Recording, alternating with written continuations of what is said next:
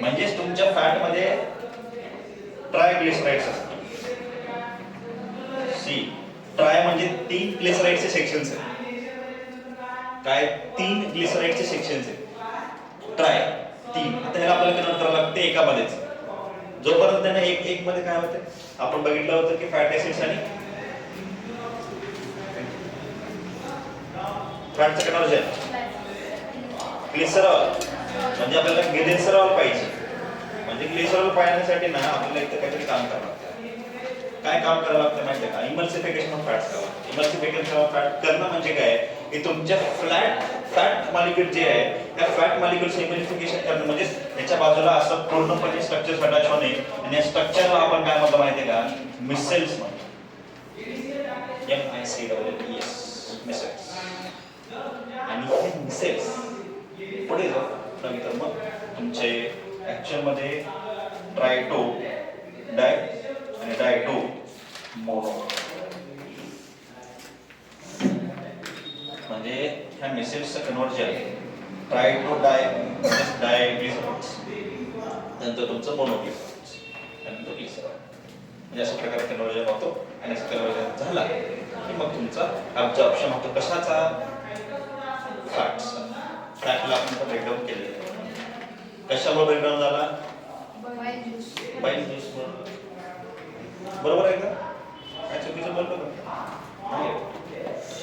अजून मी काय म्हणलं आपण तो माउथ बघत होतो. माउथ मध्ये किती % स्टार्च जातं मानतो? 70% ला काय करावं लागेल? त्याला कसं सोडा? त्यासाठी ना कोण हेल्प करते? Pancreatic amylase. पॅनक्रियाटिक अमायलेज कुठून यायले? पॅनक्रियास पासून यायले. सॅलिव्हरी अमायलेज कोणापासून यायले? सॅलिव्हरी ग्लँड. सॅलिव्हरी अमायलेजचं काम बी कार्बोहायड्रेटायझेशनचं होतं आणि तुमच्या पॅनक्रियाटिक अमायलेजचा बी कार्बोहायड्रेटायझेशनचाच आहे. पण हा आता लास्ट करून टाकतो म्हणजे फायनल करून टाकतो सगळं. फायनल प्रोडक्ट काय कार्बोहायड्रेटचा? ग्लुकोज आहे का नाही? आता ग्लुकोज बनवते लास्ट. कसं? माल्टोज. नेक्स्ट अजून काय गोष्टी तेही बघू आपण. जसं की लॅक्टोज असेल त्यानंतर बेसिकली आता जवळचं कन्वर्जन कसं आपण काय माहितीये का? स्मॉल इंटेस्टाईन चालू आहे. स्मॉल इंटेस्टाईन मध्ये एक पार्ट असतो त्याला आपण विलाय म्हणतो. काय म्हणतो? विलाय. विलाय काय असतं मला सांगतो. आपण काय म्हणलं ऍब्झॉर्प्शन करायचंय. ऍब्झॉर्प्शन कशामध्ये करायचंय? ऍब्झॉर्प्शन कशामध्ये करायचंय? ब्लड मध्ये करायचंय. विषय काय तुम्हाला सांगतो. ऍब्झॉर्प्शन करण्यासाठी कोणतरी जागा बनवून द्यावं लागेल की बाबा तू या जागेवर ये तुझं ऍब्झॉर्प्शन होऊन जाईल. बरोबर आहे का नाही? सगळीकडे ऍब्झॉर्प्शन व्हायले का? नाही. तर माझा तुमचं पण स्मॉल इंटेस्टाईन मध्ये येतो ना त्या टाइमला तिथे कुठेतरी जागा बनली पाहिजे की ह्या जागेवर जर तू गेलास तुझं काय होईल? ऍब्झॉर्प्शन होईल. जे जागा बनवतो का ती जागा बनवणारा कोण आहे माहिती आहे का? आणि ती बिल्डिंग कशात आहे? म्हणजे basically it gives surface for absorption. विलाय gives surface for absorption. Okay मग विलाय अजून काय गोष्टी करतो? विलाय अजून काय गोष्टी करतो? काय? विलाय आता माल्टोज आहे. माल्टीज नावाचा एन्झाईम बनवतो. माल्टीज नावाचा एन्झाईम बनवायला आणि तुमचं कोण? लॅक्टोज आहे. याला लॅक्टेज नावाचा एन्झाईम बनवायला. माल्टीज आणि लॅक्टेज.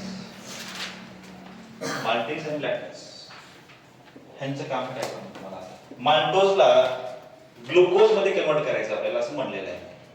मग जर माल्टोजला ग्लुकोज मध्ये कन्वर्ट करायचं असेल तर कोण हेल्प करेल? माल्टेज कुठून आला? विलाय कुठे आहे? विलायचं अजून एक काम काय? It gives surface for absorption. Got it? Problem नाही. लॅक्टेज परत लॅक्टोजला आपल्याला परत ग्लुकोज मध्ये कन्वर्ट करायचं आहे. It is with the help of problem clear. त्यानुसार मग तुमचं पॅनक्रियाटिक अमायलेज काम करतं. Right clear. Small intestine clear. Fat, carbohydrate, proteins याचा इनडेप्थ आहे अजून इनडेप्थ, पण सध्याच्या सेशन्स मध्ये आपण नाही घेणार. तर त्याचा इनडेप्थ आहे अजून. इनडेप्थ म्हणजे की डायरेक्टली तुम्हाला यांचं पूर्ण मिडल स्ट्रक्चर्स म्हणजे हिस्टॉलॉजिकल स्ट्रक्चर्स आहेत जे आपण अजून तरी शिकणार नाही, ते आपण पुढच्या लेवलला शिकू. का असं म्हटलं, कारण काही गोष्टी अशा आहेत की तुमच्या थोडंसं डोक्यात जात नाही लवकर, त्यामुळे त्या गोष्टी शिकवायला गेलं नाही. राईट, कारण की त्याचं पूर्णपणे पार्ट हा हायर लेवलचा. अजून तुम्हाला हायर लेवलच आहे ही, परत तुम्हाला त्या गोष्टी मी शिकवतो जेव्हा परत मी आहे तोपर्यंत. राईट, तोपर्यंत मी आहे तोपर्यंत तुम्हाला सगळ्या गोष्टी क्लिअरच होते. राईट, पण सध्याला तुमच्या डोक्यात एवढ्या गोष्टी गेल्या पाहिजे, क्लिअर गेले पाहिजे. म्हणजे हे गेले ह्याच्यामध्ये जर आपण मध्ये अजून मध्ये गेलं म्हणजे तुम्हाला समजलं पाहिजे. म्हणजे वरचं तरी क्लिअर करा म्हणजे मध्ये सगळं क्लिअर होतं. बरोबर आहे का? डायरेक्टली पुस्तक काढून सगळं वाचत बसतं का तुम्ही? एक बघत बसला पाहिजे काय काय हळूहळू बघत. त्यासाठी आपण हळूहळू जाऊ. डायरेक्टली मध्ये गेलं तर मग सगळं बिघडते. कुठं आलो की वाटतं मध्ये अडून बसतो, अरे तर लई चालू आहे बाबा इकडे असं होते विषय, मग ते सगळं मिक्सअप होऊन जातं. त्यासाठी थोडंफार आपण इझी गोष्टीने चाललोय. Right clear. Maltase, lactase, maltose, glucose, lactose, glucose अशा प्रकारे कन्व्हर्जन झालेलं आहे. Got it? काय डाऊट? आता स्मार्टेस्ट टाइमचं फूड कुठं तिथं काहीच काम नाही. तिथं आता खराब फूड गेलं म्हणजे डायजेशन प्रत्येक टाइमला झाला, म्हणजे starting from your mouth to your स्पॉन्टस टाइम सगळं डायजेशन झालेलं आहे. आता तिथे डायजेशन होत नाही. तिथं काय होते तुम्हाला सांगतो आता.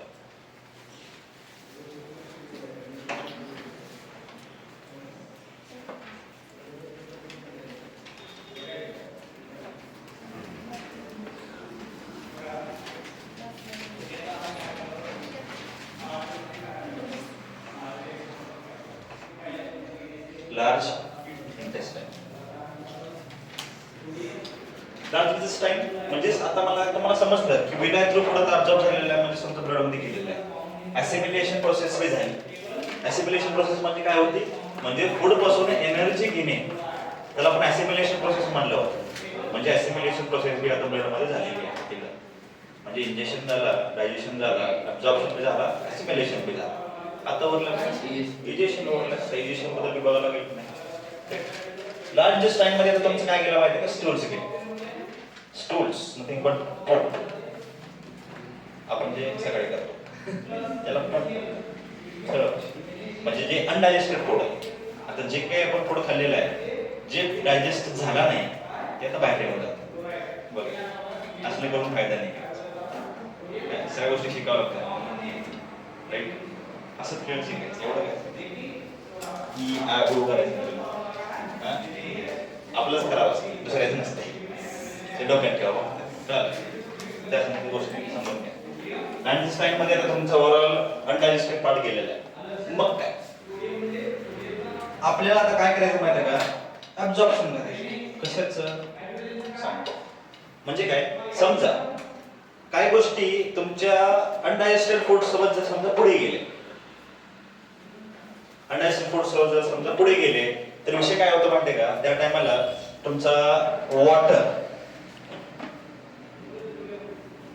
किंवा समजा इलेक्ट्रोलाइट्स असतील.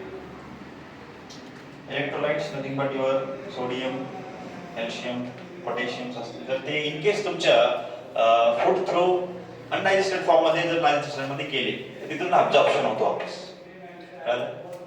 म्हणजे आपल्या बॉडीसाठी त्यांची गरज आहे. राईट, जर ते बॉडीच्या थ्रू बाहेर गेले तर तुमच्या बॉडीचा फ्लुइड बॅलन्स करावा होतो. तर त्यासाठी आपल्याला बेसिकली काय करायचं आहे, यांचं परत अब्सॉर्प्शन करायचं आहे with the large intestine form. याच्यामध्ये कुठले कुठले पार्ट्स होते, ascending, descending, transverse, sigmoid. Line wise ascending, transverse, descending, सिग्मॉइडचं स्ट्रक्चर ऍक्च्युअल मध्ये एस शेपचं असतं म्हणून त्याला सिग्मॉइड नाव दिलेलं आहे. राईट, म्हणजे ऍक्च्युअल मध्ये एस शेपचं असल्यामुळे त्याला सिग्मॉइड असं नाव दिलेलं आहे. राईट, त्याच्यानंतर तुमचा आता पुढे कुठं जाईल? पुढे जाईल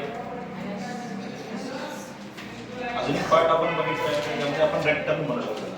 रेक्टम एक सेक्शन असतो म्हणजे तुमच्या अॅनसच्या अपसाइड सेक्शनला रेक्टम असतो आणि रेक्टमच्या नंतर तुमचा अॅनस असतो. म्हणजे तुमचा आता अनडायजेस्टेड फूड कुठं आला? बॉडीच्या बाहेर आला from the rectum. Clear? Done? अजून काही?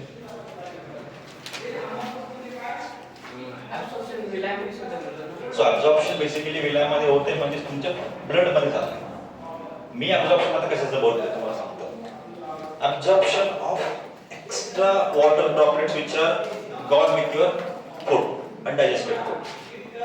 मी काय म्हणते तुम्हाला एक सांगतो ऐकून घ्या. आपली बॉडी एवढी हुशार आहे. कसं काय म्हणलं मी हुशार आहे? कारण तुमचं जोपर्यंत तुमच्या पुढे लास्ट पार्ट पर्यंत जात नाही तोपर्यंत तुमच्या सगळ्या गोष्टी वापस घेते जे जे चांगले आहेत. मी काय म्हणलं की तुमचं फूड जोपर्यंत लास्ट पार्ट पर्यंत जाते त्याच्या आधीपर्यंत तुमचं ओव्हरऑल ऍब्झॉर्प्शन होत राहते. ऍब्झॉर्प्शन होत राहते म्हणजे काय की मेन ऍब्झॉर्प्शन तर विलायमध्ये झालेलं आहे ऑलरेडी. तुमचं ब्लड मध्ये तुमचं फूड गेलेलं आहे. समजा काही गोष्टी जर एक्स्ट्रा पद्धतीने तुमच्या बॉडीमधून गेलेत बाहेर किंवा चाललेत त्याला लगेच सोडवणार आपली बॉडी. सी हुशार आहे बॉडी आपली खूप. त्यासाठी आपल्याला बॉडीला मेंटेन करायची गरज आहे. याला जर खराब केलो का मग काही बी नाही, सगळं बिघडते विषय. सो त्यासाठी ना ऍब्झॉर्प्शन म्हणजेच काय की याच्यामध्ये जर समजा कुठली वॉटर ड्रॉपलेट्स आपल्या बॉडीला मेंटेन ठेवण्यासाठी आपल्याला पाणी प्यायला लागते म्हणतात. माहिती आहे का? दिवसातून किती 3 ते 4 लिटर किंवा 5 लिटर पाणी तर मला मिनिमम पिलं पाहिजे म्हणतात. Y? The reason is maintain your fluid balance. कारण तुमची बॉडी ऑलमोस्ट 60 ते 70% तुमच्यावर पाण्यानेच पाहिजे ऑलमोस्ट. राईट, त्यासाठी ना बेसिकली तुम्हाला पाणी पिणं गरजेचं असतं. आणि काय होते विषय जेव्हा आपण फूड घेत असताना पाणी घेतो ना त्यामध्ये विषय काय होतो की काही टाइमला तुमच्या अनडायजेस्टेड फूड सोबत तुमचं पाणी बी पुढे जातं. पाण्याची गरज आहे आपल्याला. सो बॉडी काय करते जे पाणी तुमच्या अनडायजेस्टेड फूड सोबत चाललंय त्यालाही वापस घेतं. जर तुमचं समजा पोट खराब झालं मग ते पाणी तुमच्या बॉडीतून बाहेर पडतं. आपण जे ऑब्झर्वेशन करतो पोटला त्याच्यामध्ये विषय काय होतो माहिती का? काही डार्क येते थिक मध्ये येते, काहीच्यामध्ये ओव्हरऑल लिक्विड ड्रॉपलेट्स येतात. म्हणजे तुमच्या बॉडीचं समजा जर कॉन्स्टिपेशन झालं असेल, तुमचं पोट खराब झालं असेल तर तो ओव्हरऑल तुमच्या बॉडीचं लिक्विड जे आहे तुमच्या बॉडीच्या बाहेर जातो. नॉर्मल प्रोसेस नसती. पोट खराब झालं तर पोट जर खराब नाहीये तर तुमचं ओव्हरऑल जे आहे ना तुमचं फ्लुइड मेंटेन होण्यासाठी तुमचं पाणी काढलं जातं. नॉर्मल असताना तुम्हाला कुठलंच पाणी तुमच्या बॉडीच्या बाहेर जात नाही. दिस इज ओव्हरऑल अबाउट डायजेशन. आणि तुम्हाला जर याच्याबद्दल क्लिअर नॉलेज पाहिजे असेल तर आपण तुमचं एक्सक्रिटरी सिस्टम बघा. एक्सक्रिटरी सिस्टम म्हणजे तुमच्या बॉडीमधून गोष्टी कशा बाहेर चालल्या. मेन इथं डायजेशन प्रोसेस तर बघितला आपण. आता बॉडीमध्ये अजून एक सिस्टम वेगळा सिस्टम आहे ज्यानुसार तुमच्या बॉडीमध्ये युरिन बनतो.